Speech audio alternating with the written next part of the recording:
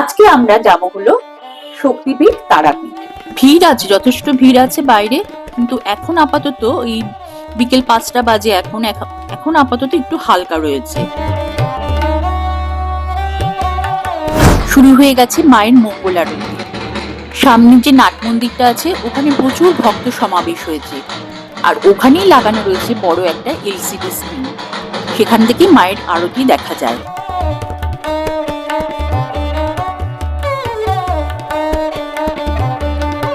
আমরা আমাদের ডেস্টিনেশনে পৌঁছে গেছি, রামপুরহাট। এবার রামপুরহাট থেকে তারাপীঠ যেতে প্রায় আধ ঘন্টা সময় লাগবে।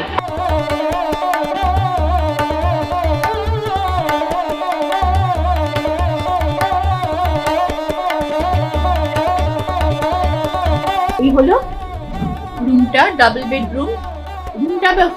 বেডটা কিন্তু যথেষ্ট বড়।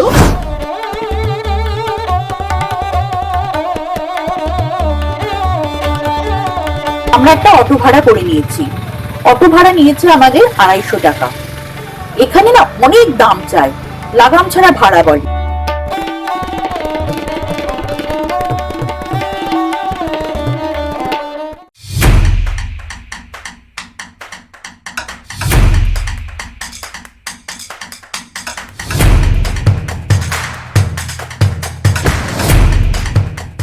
নমস্কার, আজ 9 ফেব্রুয়ারি, বাজেও এখন সকাল 9টা। আমরা চলে এসেছি হাওড়া স্টেশনে। আজকে আমরা যাব হলো শক্তিপীঠ তারাপীঠ। আর এখান থেকে যে কবিগুরু এক্সপ্রেস আছে 10:40 ছাড়ে, সেটাই আমরা ধরবো। এই কবিগুরু এক্সপ্রেস কিন্তু রোজই ছাড়ে সপ্তাহে।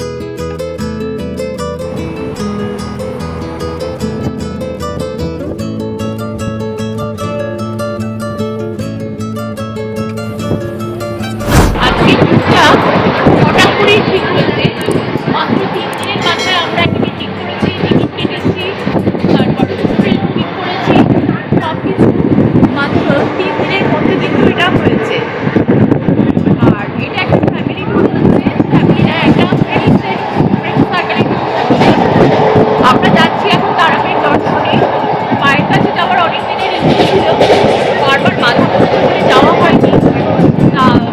এই জন্য আমরা আর দেরি করিনি, সুযোগ এসছে আমরা চলে যাচ্ছি মায়ের দর্শনে। আজকে কিন্তু আপডেট দিতে পারবো না, কারণ আজকের মধ্যে যত তাড়াতাড়ি পারবো আজকে পুজো দেওয়ার চেষ্টা করবো, এবং পুজোটা খুব তাড়াতাড়ি না দিলে কিন্তু ওদিকে ভিড় হয়ে যাবে।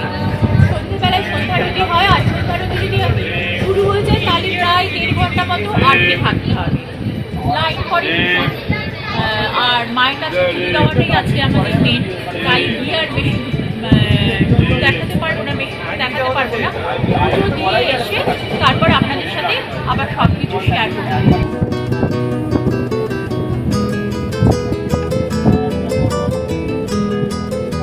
এই যে আমরা এখন রামপুরহাট স্টেশনে পৌঁছে গেছি, এখন বাজে 3:06।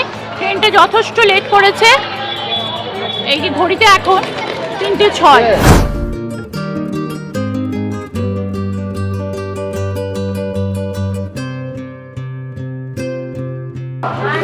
অ্যাট লাস্ট আমরা আমাদের ডেস্টিনেশনে পৌঁছে গেছি, রামপুরহাট। এবার রামপুরহাট থেকে তারাপীঠ যেতে প্রায় আধ ঘন্টা সময় লাগবে। ট্রেনটা খুব লেট করেছিল। স্টেশন থেকে আমরা একটা অটো ভাড়া করে নিয়েছি। অটো ভাড়া নিয়েছে আমাদের 250 টাকা। এখানে না অনেক দাম চায়, লাগাম ছাড়া ভাড়া বলে। আপনারা কিন্তু খুব ভালোভাবে দরদাম করে তবে উঠবেন।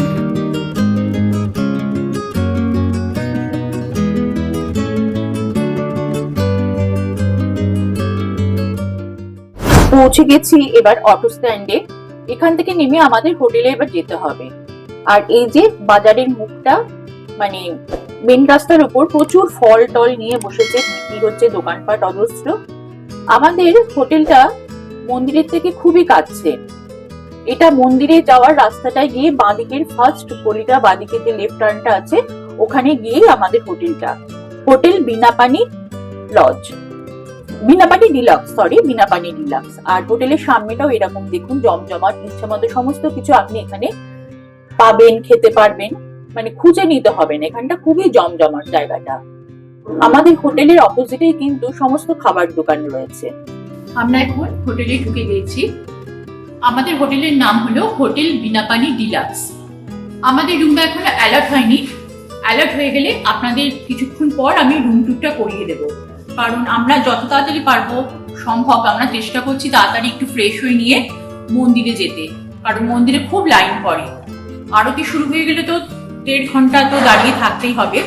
আমাদের এখন রিসেপশনে কাজ চলছে, সেটা হয়ে গেলেই আমরা রুমে ঢুকবো। এখন আমরা ঢুকে পড়েছি হোটেল বিনাপানি ডিলাক্সে। এই যে দেখতে পাচ্ছেন দুজনে ঘরের সামনে দাঁড়িয়ে রয়েছে, কে কোন ঘরটা নেবে এই নিয়ে চলছে যুদ্ধ। জানেন এই দুজনে দাঁড়িয়ে পড়েছে ঘরের সামনে। আসল কথা তা না, চা খাবে তো তাই চায়ের জলের জন্য দাঁড়িয়ে পড়েছে। আচ্ছা ঠিক আছে, এবার আমি আপনাদের রুমটা ট্যুর করে দেখাই। আমাদের এই পড়েছে 206।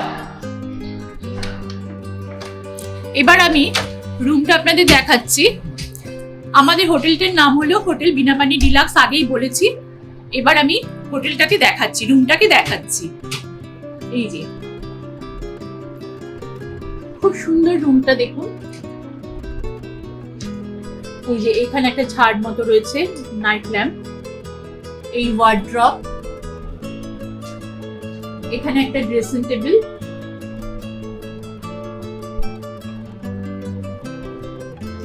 এপাশে রয়েছে হলো টিভি ইউনিট। এই যে কর্তামশাই ওখানে দাঁড়িয়ে আছে। অনেকক্ষণ পর আপনাদের সাথে আবার দেখা হচ্ছে। হ্যাঁ, আমরা এখন তারাপীঠের বিনাপানি হোটেলে আছি। তাড়াতাড়ি ফ্রেশ হও, তুমি পরে বলো। ফ্রেশ হতে হবে, ফ্রেশ হয়ে আমাদের পুজো দিতে যেতে হবে। আর এই আমাদের হোটেলটা, আর এই যে এটা হলো একটা সুন্দর ছোট্ট ব্যালকনি। এটাই কিন্তু আমি প্রত্যেক হোটেলে গিয়ে, সে পাহাড় বলুন, সমতল বলুন, যে সমুদ্র বলুন, যেখানেই হোক, আমার এই ব্যালকনিটা কিন্তু আমার চাই। সব জায়গায় যদিও পাওয়া যায় না, কিন্তু আমার এই ব্যালকনিটা খুব ভালো লাগে। আর এই দেখুন ব্যালকনির এই হোটেলের সামনে দিয়ে এই রকম এই রাস্তাটা এই হোটেলের যাচ্ছে। একটা কি সুবিধা আছে, একদম সামনে রাস্তাটা, মেন রাস্তাটা একদম সামনে ঢুকেই বাঁদিকে, এই বাঁদিকে আপনাদের আমরা এই রাস্তাতে আগেও থেকেছি। এইবার দেখুন, এই হলো রুমটা, ডাবল বেডরুম। রুমটা বেডটা কিন্তু যথেষ্ট বড়, মানে এসি রুমই। এটা যথেষ্ট বড়, কিন্তু 3 জনও কিন্তু এখানে শোয়া যায়। ইন্টারকম রয়েছে। আর আমি ওয়াশ রুমটা দেখাচ্ছি। এই হলো ওয়াশরুম, ছোট হলেও খুব নিট অ্যান্ড ক্লিন। মানুষের সব থেকে প্রয়োজনীয় জায়গা হলো এইটা।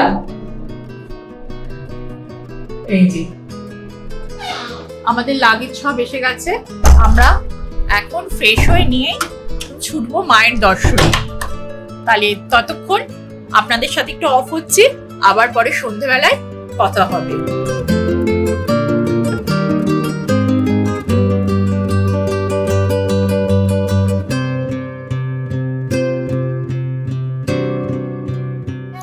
আমরা এখন মন্দির চত্বরে প্রবেশ করে গেছি।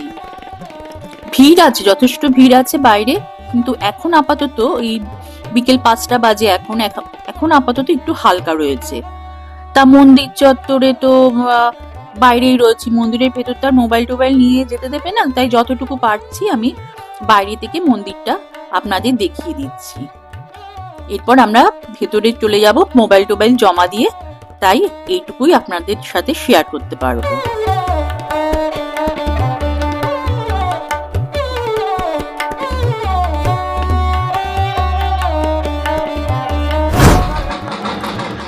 শুরু হয়ে গেছে মায়ের মঙ্গল আরতি। সামনে যে নাট মন্দিরটা আছে ওখানে প্রচুর ভক্ত সমাবেশ হয়েছে, আর ওখানেই লাগানো রয়েছে বড় একটা এলসিডি স্ক্রিন, সেখান থেকে মায়ের আরতি দেখা যায়। সন্ধ্যারতির সময় কিন্তু এখানে দারুণ ভিড় হয়, আপনারা ভিড়টা পারলে অ্যাভয়েড করবেন। তবে যারা এই ভিড়টাকে এনজয় করতে চান তারা অবশ্যই যেতে পারেন।